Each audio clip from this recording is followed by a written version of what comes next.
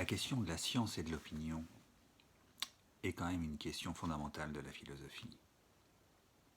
La philosophie même commence lorsque les hommes partent du principe qu'ils peuvent essayer de s'extraire de leurs opinions, s'extraire de leur caverne, comme disait Platon, pour essayer de s'élever vers quelque chose de l'ordre de la vérité. Et la vérité a cette propriété sublime qu'elle met finalement tout le monde d'accord. Quand la vérité est prononcée, il n'y a plus lieu de discuter ou d'émettre un avis contraire, sauf à montrer qu'on est de mauvaise foi ou qu'on est complètement à côté de la question ou qu'on cherche d'autres fins que la vérité. Ça, c'est toujours possible. On peut vouloir toujours défendre une opinion politique, par exemple, contre la vérité. Donc c'est vraiment une question fondamentale et le Conseil scientifique aujourd'hui qui nous donne des recommandations qui semblent discutables et en tous les cas qui sont discutées dans d'autres régions du monde, même sur la nature du confinement. Faut-il qu'il soit total, pas total, partiel?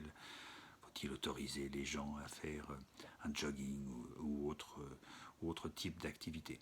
Bon, voilà. Donc il faut essayer de réfléchir à cette question et avant de se demander pourquoi le pouvoir politique veut à tout prix appeler scientifique son conseil, qui visiblement a du mal à être vraiment scientifique, essayons de comprendre ce que c'est qu'une opinion et ce que c'est que la science et pourquoi nous avons quelques raisons aujourd'hui de nous interroger. Une opinion, finalement, ce n'est pas un discours qui surgit d'une réflexion absolument rationnelle. Il y a dans une opinion un tas de choses.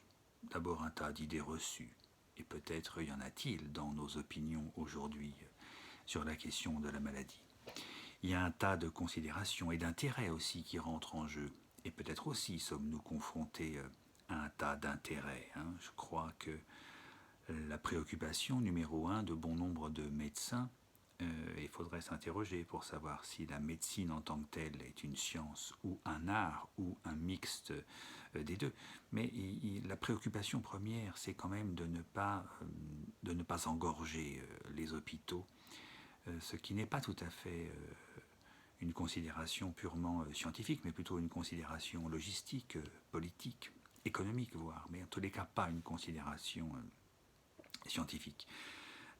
Mais en tous les cas, voilà, dans une opinion, il y a des impressions, je trouve que, je pense que, il me semble que, il y a de l'information sensorielle, voilà, il y a des idées reçues, il y a des intérêts, il y a une histoire aussi, il y a un passé, il y a ce qu'on a appris.